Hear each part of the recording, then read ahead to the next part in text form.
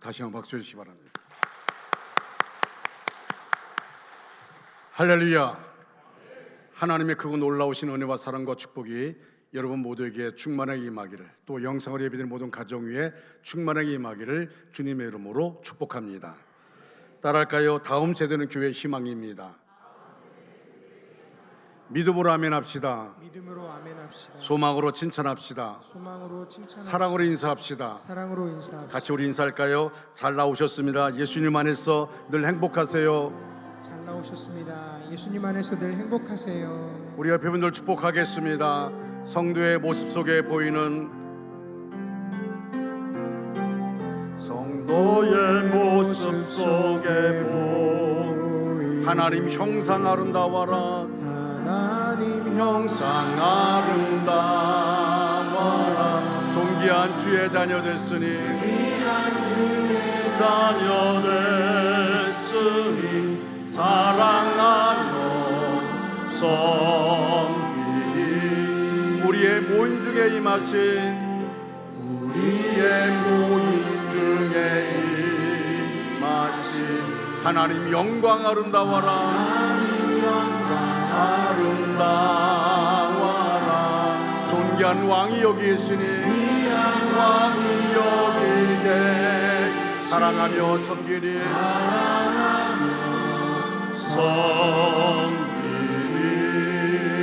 섬기니. 할렐루야. 오늘은 6.25 전쟁 74주년을 기억하는 주일입니다.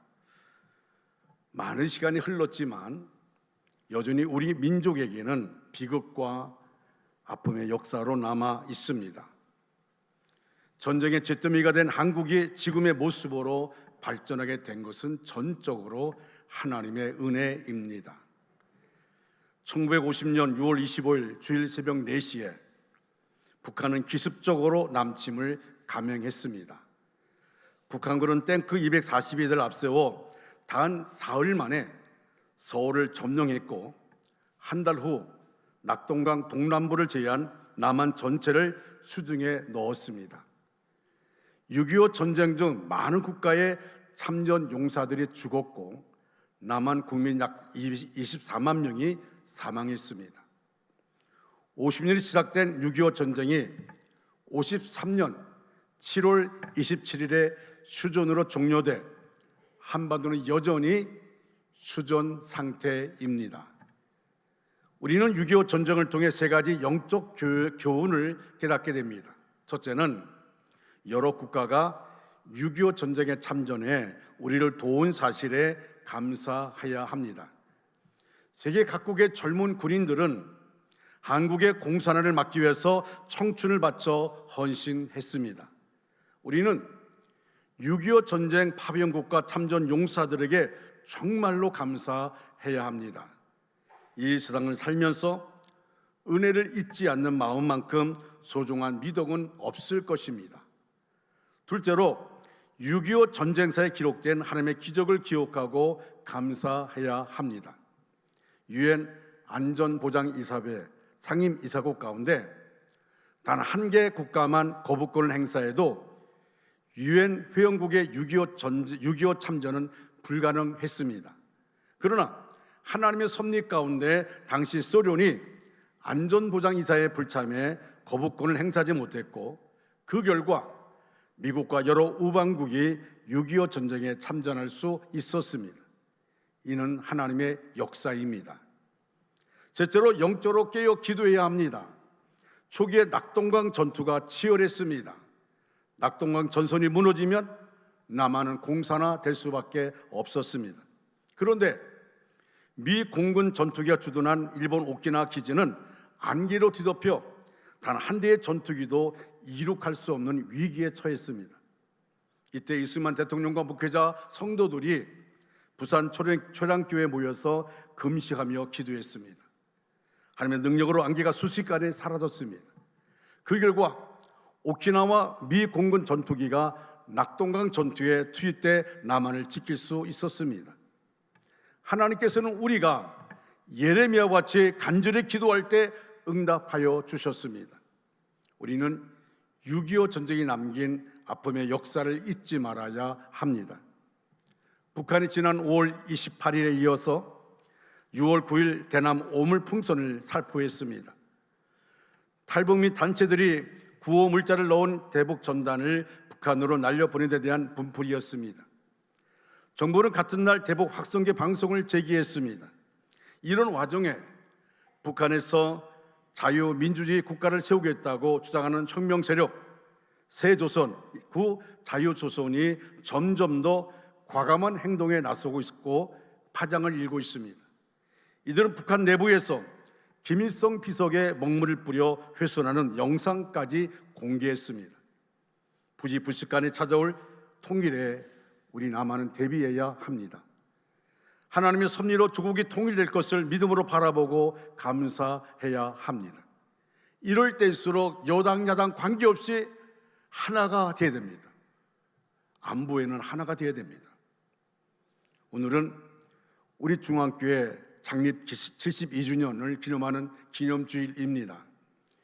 6.25 전쟁 폐허 속에 국민들이 깊은 시류와 절망에 빠져 있을 때에 1953년 6월 25일에 십자군 전도대장 최창도 목사님을 담임 목사님을 모시고 교회가 시작되었습니다. 1954년 5월에 총회장 김응조 목사님이 원주 방문 때에 원우목 장로님에게 봉상교회를 맡기셨습니다. 원우목 장로님이 원사 30평 강단을 하나님께 봉헌함으로 복음 사역이 시작되었습니다. 1959년 교회 이름을 봉산교회에서 원주중앙교회로 변경했습니다. 2007년에 이곳에 아름다운 교회를 건축하고 입당 예배를 드렸습니다. 하나님의 은혜로 교회가 부흥되었습니다. 여러분들의 수고와 또 초창기부터 이 교회를 지켜왔던 많은 분들의 수고를 통하여 여기까지 오게 되었습니다. 교회 건축에 종사했던 모든 분들이 있었기에 하나님의 아름다운 교회가 세워지고 지금까지 오게 된 겁니다. 모두에게 진심으로 감사를 드립니다. 우리 모두 주님이 기뻐하시는 교회를 세워가야 할 줄로 믿습니다. 저는 지난 주간 기도원에서 기도하던 중에 오늘 본문 말씀이 마음에 떠올랐습니다. 정말 힘든 시간들을 보내면서 하나님께 나의 마음을 토하는, 한나가 마음을 토했던 것처럼 토하는 그런 시간을 가졌습니다. 그리고 하나님 저에게 주신 말씀이 바로 오늘 본문의 말씀이었습니다. 오늘 본문의 21절 말씀 같이 한번 함께 읽겠습니다. 여호와께서 그들 앞에서 가시며 낮에는 구름 기둥으로 그들의 길을 인도하시고 밤에는 불 기둥을 그들에게 비추사 낮이나 밤이나 진행하게 하시니 아멘. 오늘 본문에서 하나님을 표현하기를 여호와께서 그들 앞에서 가시며 라고 말합니다. 여호와께서 그들 앞에서 가시며, 하나님은 앞에서 가신다는 것은 하나님께서 그 길을 인도하신다는 말씀입니다. 믿음은 복잡할 필요가 없습니다. 믿음은 하나님이 계신 것과 그 하나님이 나와 함께 계심을 믿는 것이 믿음입니다. 이스라엘의 구원을 위해서 하나님은 이미 오래전에 모세를 준비하셨습니다.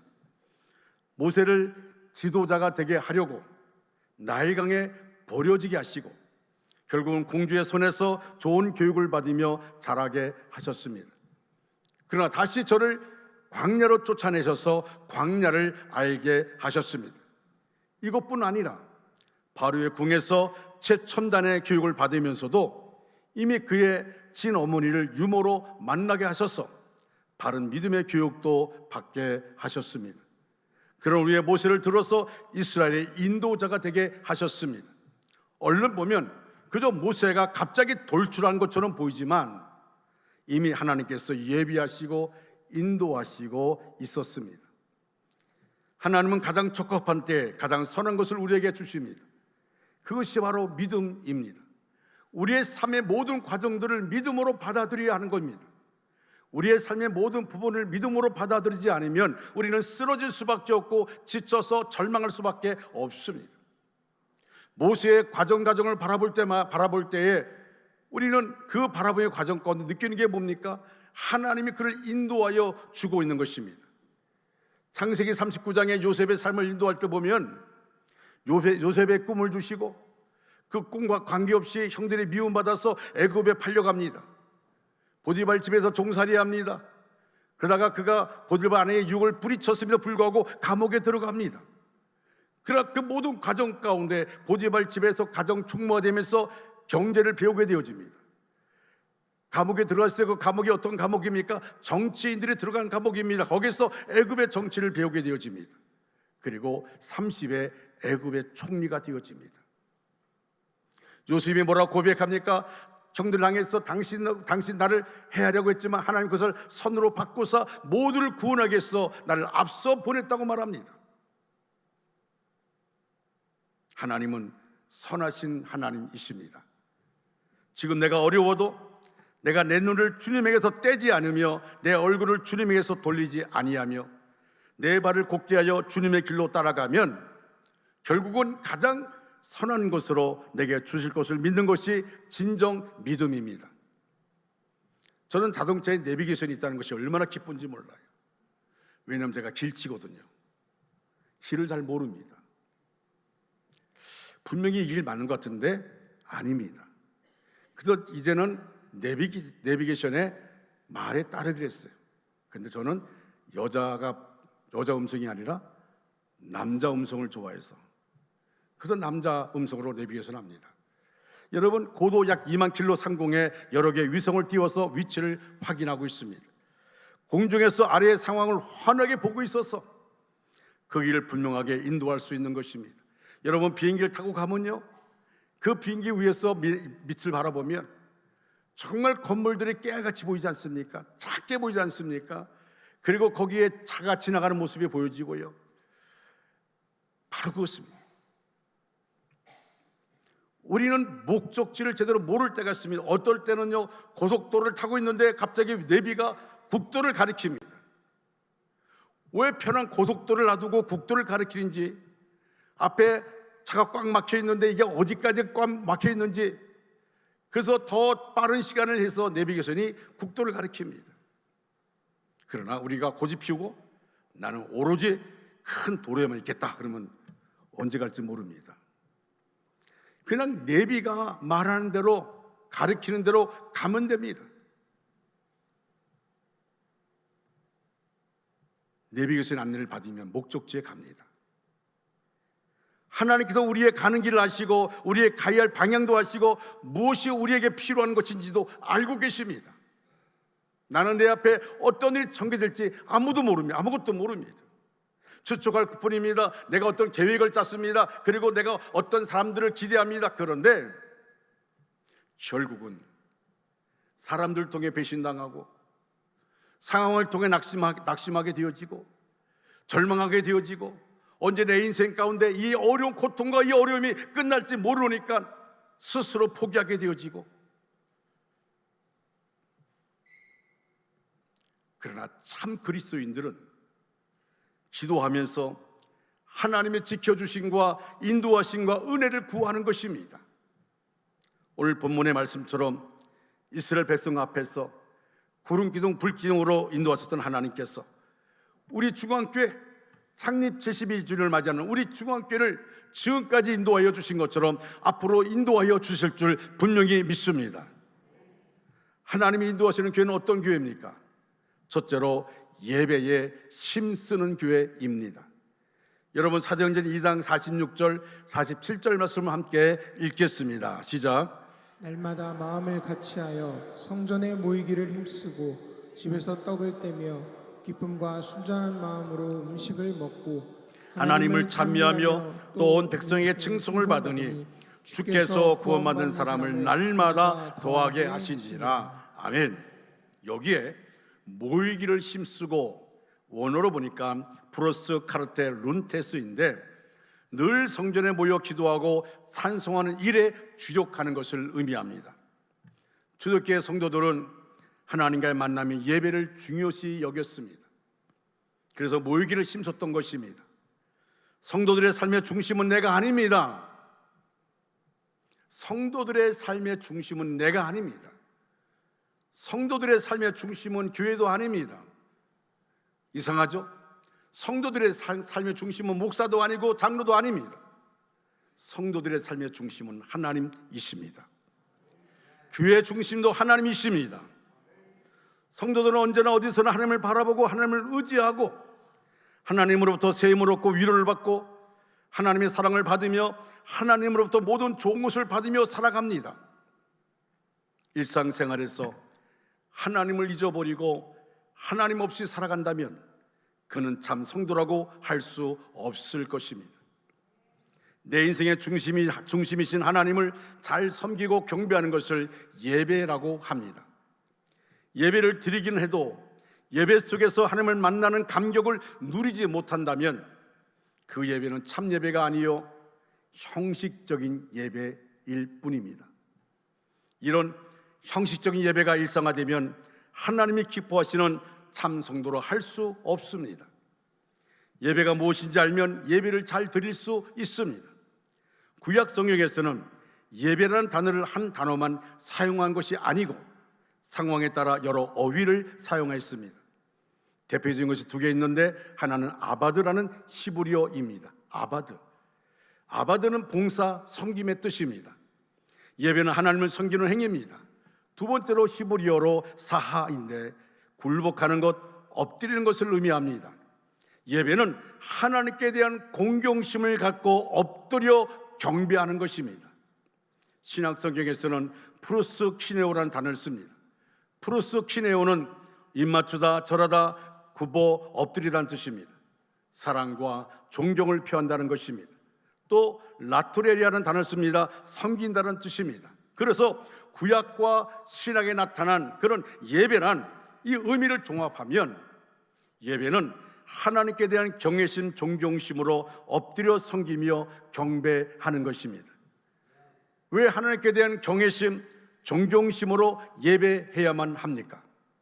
하나님께서 우리를 창조하셨고 우리를 위하여 외아들 예수 그리스도를 보내주셨고 예수님의 십자가 죽음과 부활을 통해 우리를 구원하셨고 오늘도 성령으로 우리 안에 오셔서 우리를 도우시고 우리에게 세임을 주시고 위로와 평안과 사랑의 은혜를 주시기 때문입니다.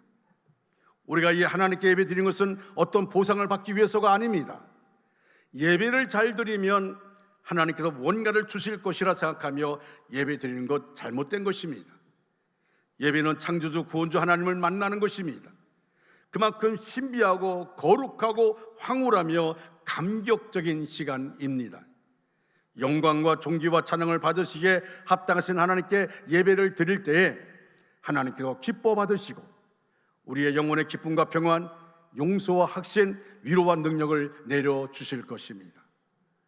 하나님께서 원하시는 예배, 우리 원주 중앙교회 모든 성도들 이곳에 참여 우리 모두는 하나님께 영광 올려드리는 온전한 예배를 드려서 하나님의 기쁨 되어지는 하나님의 마음을 시원케 드리는 저와 여러분 되시기를 주님의 이름으로 축원합니다. 두 번째로 기도에 힘쓰는 교회입니다. 사도행전 1장 14절 말씀 함께 읽겠습니다. 시작.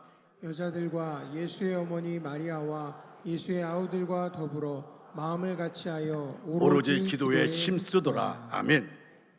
여기에 기도에 오늘 보니까 테프로스케인데 기도가 열성적으로 계속되는 그런 뜻입니다. 제자를 비롯한 무리들은 예수님께서 보내주시기로 약속하신 성령을 받기 위해서 기도한 일에 전심전력을 기울이고 있습니다.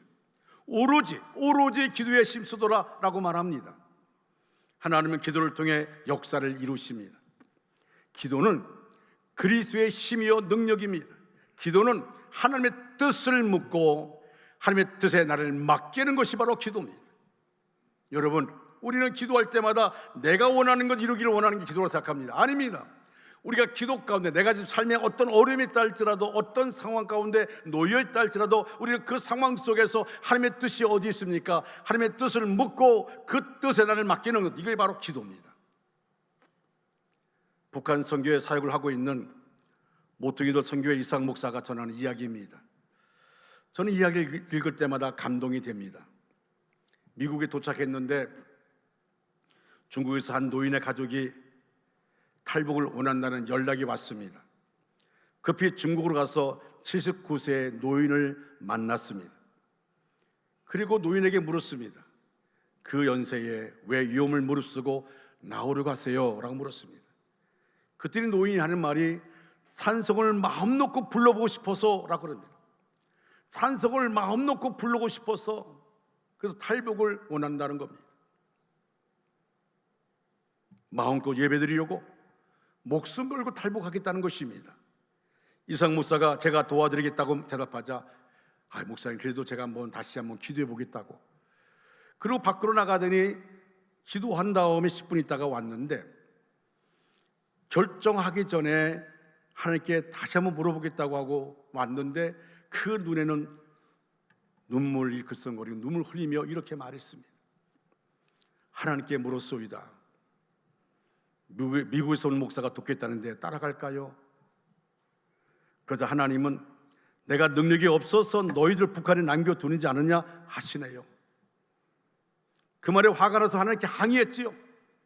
그러면 매 맞는 것도 하나님의 뜻인가요? 물론이지. 굶는 것도 하나님의 뜻이에요? 당연하지.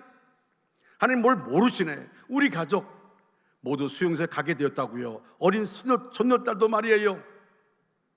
몰라서 나에게 묻느냐? 그것이 노인이 들었던 하나님의 음성이라고 말합니다. 노인은 이상 목사에게 이렇게 말합니다. 매 맞는 것도 하나님의 뜻이랍니다. 굶는 것도 하나님의 뜻이랍니다. 기회가 주어지면 남한에 가서 찬송을 실컷 부르고 천국에 가려고 했는데 북한 땅에 남는 것도 하나님의 뜻이라고 하시네요. 이상 목사는 북한으로 돌아가는 노인 앞에 엎드려 울면서 안녕히 가세요라고 인사하자, 무슨 인사가 그래요? 천국에서 만나자고 그래야지요 말하고는 중얼거리고 갑니다. 무슨 말인가 들어봤더니, 뭘 중얼거리는가 들어봤더니, 누가 우리를 그리스도의 사랑에서 끊으리요? 환난이나 공고나 박해나 기근이나 적신이나 위험이나 가리라. 로마서 6장 35절 말씀을 외우시는 것입니다. 모름지기 그리스도인들은 하나님의 뜻을 알기 위해 어떠한 지경에서도 그치지 아니하고 기도하여야 합니다. 우리 교회는 중보 기도가 강한 교회입니다. 2020년 1월 9일부터 13일까지 단기 선교팀이 필리핀에 가서 선교하면서 은혜의 시간을 가졌습니다. 마지막 날은 한국에 돌아오기 전에 필리핀 마닐라의 유명 관광지인 딸 화산을 관광하기로 했는데, 전날 이 화산이 저녁에 폭발했습니다. 만약에 단기 선교팀이 갔을 때 화산이 폭발했으면 생각만 해도 아찔합니다. 그때 주변에 있는 분들이 많이 죽었다는 이야기입니다. 화산 분화로 인하여 화산재가 20여 킬로 날아갔습니다. 화산재로 인해 필리핀 마닐라 국제공항의 모든 항공편이 취소되었습니다. 언제 비행기가 운항될지 모르는 급박한 상황이었습니다. 그래서 중보 기도가 강한 우리 교회 모든 성도에게 중보 기도 문자를 보냈습니다. 그런데 하나님께서 우리 교회 중보 기도를 들으시고 우리 선교팀이 타고 갈 비행기만 운항이 되었습니다. 하나님께서 미리 아시고, 갈 때는 대한항공 비행기를 타고 갔지만 올 때는 에어 아시아나 비행기를 예약했는데 오늘날 에어 아시아나 비행기만 운항했습니다. 그때 마닐라 공항에 우리가 타고 갈 그 비행기 하나만 운항했습니다. 단기 선교팀이 무사히 교회에 도착할 때까지 긴장이 되었고요. 뜬 눈으로 밤을 새우고 새벽에 선교팀을 만났는데 버스에서 내려오는 선교팀 학생 하나하나가 얼마나 천사처럼 보이는지 정말 감사했습니다. 눈물 글썽거리며 감사했습니다. 저는 확신합니다. 이것은 우연이 아닙니다. 하나님께서 우리와 단기 선교팀의 기도를 들으시고 응답하여 주셨습니다. 할렐루야. 우리 중앙교회가 기도하는 교회가 되기를 바랍니다.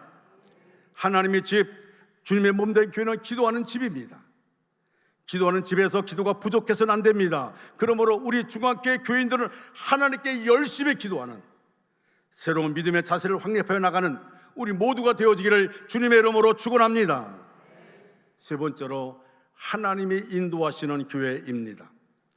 본문 22절을 보면 낮에는 구름 기둥, 밤에는 불 기둥이 백성 앞에서 떠나지 아니하니라 말씀하고 있습니다. 이스라엘 백성들은 40년 동안 광야의 길을 걸었습니다. 광야는 사람이 살 곳이 아닙니다. 낮에는 사막과 같이 뜨겁고 밤에는 겨울과 같이 춥습니다. 사나운 짐승들이 사람들 노리고 있습니다. 먹을 것도 마실 물도 없었습니다. 한두 명도 아니고 무려 200만 명이 되는 백성들이 또 하루 이틀도 아니고 40년을 광야에서 지낸다는 것은 하나님의 기적이 아니고서는 도저히 불가능한 일입니다. 그러나 하나님께서는 구름 기둥으로 한낮에 뜨거운 햇빛을 막아주셨고 밤에는 불 기둥으로 차가운 달빛을 막아주셨습니다. 만나와 메추라기를 먹이셨고 반석에서 물을 내어 백성들을 마시게 하셨습니다. 이스라엘 백성들은 온갖 위험 속에서도 구름 기둥과 불 기둥의 인도를 받으며 40년 광야 길을 무사히 통과할 수 있었습니다. 하나님께서는 이스라엘 백성들의 광야 생활을 통해서 우리와 늘 함께 하시며 지켜주시는 분임을 우리에게 보여주고 있습니다. 우리가 걷는 인생길도 광야의 길과 같습니다. 결코 평탄한 길이 아닙니다. 우리의 인생길은 바울이 고백한 대로 선한 싸움을 싸우며 가야 하는 길입니다. 여러분, 디모데후서 4장에 사도 바울이 마지막 순교를 앞두고 이렇게 고백합니다. 내가 선한 싸움을 싸우고 나의 달려갈 길 마치고 믿음을 지켰으니 이제 흐르는 나를 위하여 의의 멸류관이 예비되었다. 그렇습니다. 사도 바울이 자신을 위해 의의 멸류관이 예비되었는데 자기뿐만 아니라 주의 나타나심을 삼는 모든 자에게도 그러하다고 말했습니다. 우리가 가는 길은 선한 싸움입니다. 악한 사탄마귀는 우리를 쓰러뜨리기 위해서 여전히 역사합니다. 우리가 천국 백성이 아니라 지옥 백성 삼으려고 우리를 끌고 들어가려고 여전히 역사하고 있습니다. 우리는 눈에 보이지 않는 영적 싸움을 하고 있습니다. 우리가 겪고 있는 심각한 위기와 어려움 속에서 우리가 걸어가고 있는 광야길 가운데도 악한 마귀는 우리를 쓰러뜨리기 위해서 포기하게 하기 위해서 역사합니다. 그러나 이스라엘 백성들을 구름기둥 불기둥으로 인도했던 하나님은 그들을 40년의 광야길 멈추고 가나안 땅, 족과 꿀이 흐르는 가나안 땅으로 들어가게 합니다. 제가 2014년 6월에 원주 중앙교회 가고자 할 때 많은 분들이 저를 아는 분들이 가지 말라고 합니다. 비 많고 힘든 교회 왜 가냐고 그렇게 말합니다. 처음에는 가지 않기로 결심했습니다. 나중에 우리 여기천 장로님, 조명 집사님, 박지우 집사님이 두 분께 와서 말씀할 때 그 말씀 듣고 이것이 하나님의 부름인가 보다 생각하고 그리고 왔습니다. 교회 부임한 지 벌써 10년이 되었습니다. 만 10년입니다. 제가 6월 달에 교회 부임했습니다. 저는 교회 사정을 바라보면서 직원회 하든지 당회 하든지 맨날 빚 얘기만 하는 걸 느끼면서 빚 때문에 모든 것을 할 수 없다고, 제가 오죽하면 직원회 하면서 여기 있는 분들은 빚 갚으러 오셨냐고 제가 그렇게 말할 정도로 저는 하나님께 기도했습니다. 5년 동안 목회반 올인하겠습니다. 하나님께서 인도해 달라고 교회 문제를 끌어안고 눈물로 기도했습니다. 교회에서 잠을 자면서 기도했습니다.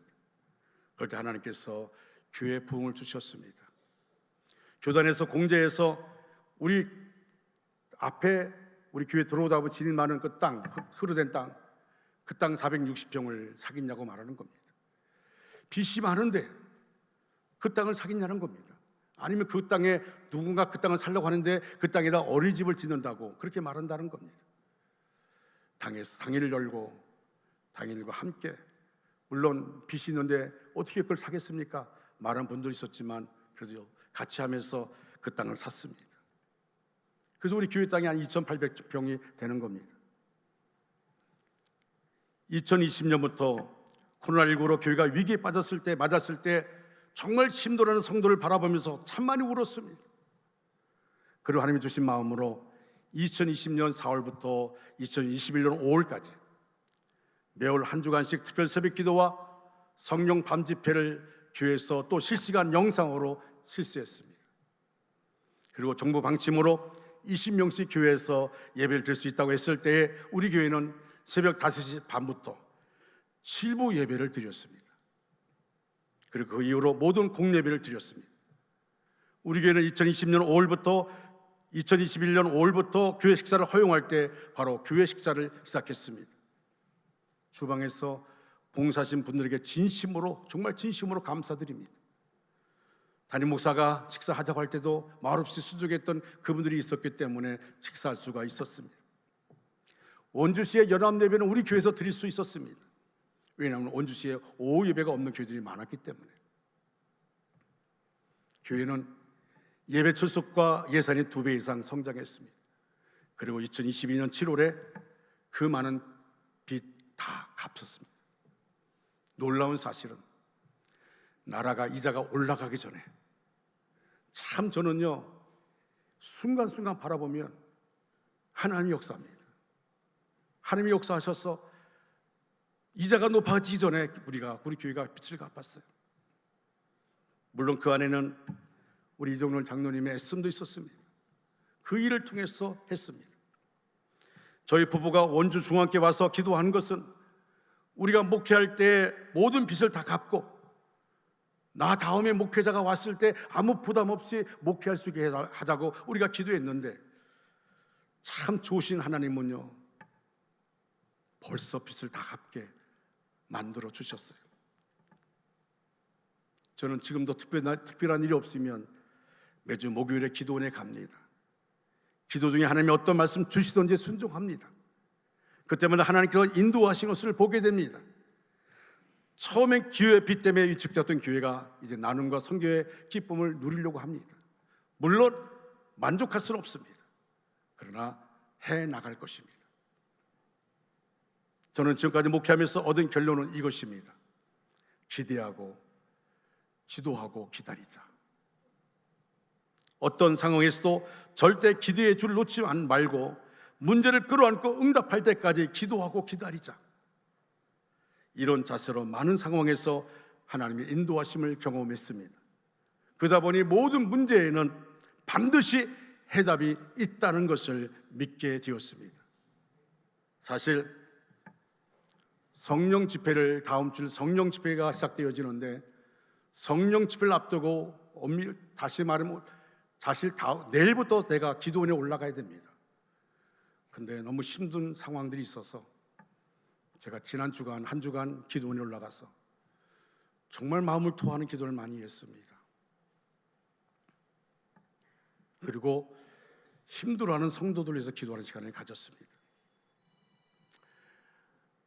하나님께서 만져주지 않으면 갈 수 없는 길입니다. 하나님이 역사하지 않으면 갈 수 없는 길입니다. 사랑하는 여러분, 말씀을 마무리합니다. 예수님은 부활 승천하시면서 내가 세상 끝날까지 너희와 항상 함께 있으리라 약속하셨습니다. 하나님은 언제나 우리와 함께 하십니다. 하나님께서 우리에게 베풀어 주신 은혜 가운데 최고의 은혜가 뭔지 아십니까? 우리와 나와 함께하여 주신다는 것입니다. 시편 46편 1절에 이렇게 말합니다. 하나님은 우리의 피난처시여 힘이시니 환난 중에 만날 큰 도움이시라. 하나님은 우리의 피난처여 힘이시니, 여러분 따라할까요? 하나님은 나의 피난처여 힘이시니 환난 중에 만날 큰 도움이시라. 믿습니까? 그렇습니다. 하나님은 나와 교회와 나의 피난처이십니다. 환난 중에 만날 큰 도움이십니다. 하나님의 은혜의 보좌 앞에 나가는 저와 여러분 되시기를 주님의 이름으로 축원합니다. 다 같이 차례나 찬양합니다.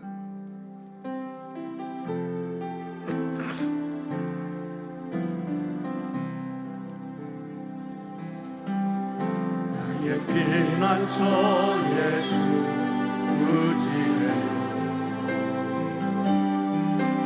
나의 피난처 예수 의지해요. 나의 가는 길에 거센 바람 몰아쳐와도 나의 피난처 예수 의지해요. 나는 영원히 주님 사랑합니다. 영원히 주님 사랑해요. 나는 영원히 주님 사랑해요. 세상 어떤 것도 나의 사랑 끊을 수 없네. 나의 사랑 끊을 수 없네. 나는 영원히 주님 사랑해요. 아멘. 아버지, 아버지, 아버지, 나를 사랑하시니 나의 모든 것 주께 드려요.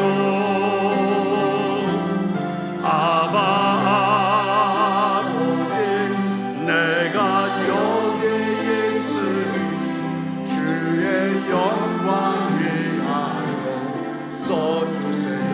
아버지, 나를 사랑하시니 나를 사랑하시니 나의 모든 것 주께 드려요. 아버지, 내가 여기 있으니 아버지, 내가 여기에 있으니 주님 교회 위하여 써주세요. 아버지, 나를 사랑하시니 아버지, 나를 사랑 나의 모든 것 주께 드려요. 모든 것 주께 드려요. 아버지, 내가 여기 있으니 아버지, 내가 여기에 주님 나라 위하여 써주시옵소서. 위하여 써주세요. 지금은 우리 구주 예수 그리스도의 은혜와 하나님 아버지의 극진하신 사랑하심과 성령의 위로하심이 우리 전체 위에, 우리의 가정과 생活과 사업과 학업 위에, 원주 땅과 대한민국과 세계 도처에 목숨을 걸고 복음을 전하는 선교사들 위해 이제로부터 영원토록 함께 하시기를 간절히 축원하옵나이다. 아멘.